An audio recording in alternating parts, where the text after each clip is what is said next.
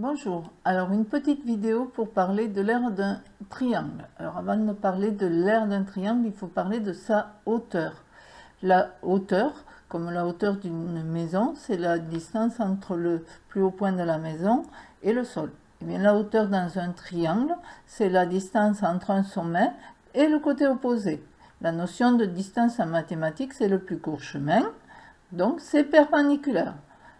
Par conséquent, comme vous le voyez sur l'animation, la hauteur issue du sommet M dans ce triangle, c'est MH.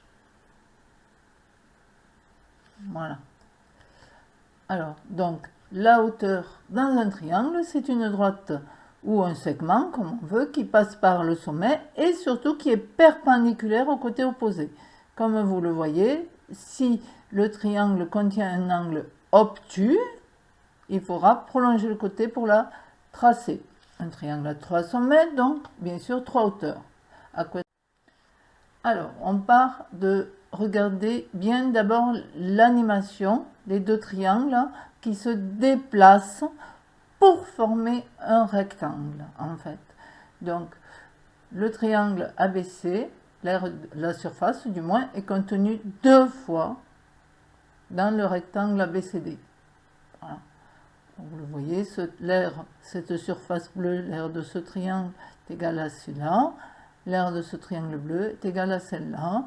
Donc au final, l'aire du triangle verte est égale à la moitié du rectangle ABCD puisqu'elle est contenue 2 fois à l'intérieur.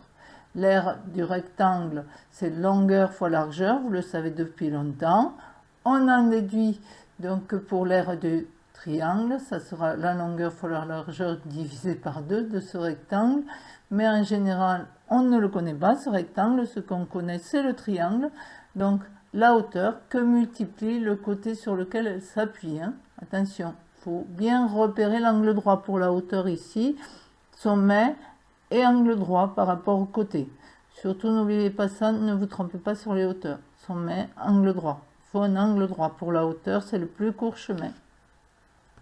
On retient, donc 2 fois, et donc l'aire d'un triangle, le côté que multiplie la hauteur relative, on peut dire, c'est-à-dire celle qui s'appuie sur le côté, divisé par 2. Le divisé par 2, j'espère vous ne l'oublierez plus, c'est parce que c'est la moitié d'un rectangle. Alors, 2 choses à retenir, pas se tromper sur la hauteur, passe par le sommet perpendiculaire au côté opposé, et donc l'aire, c'est la longueur de ce côté fois la longueur de la hauteur, divisé par 2, puisque c'est la moitié du rectangle.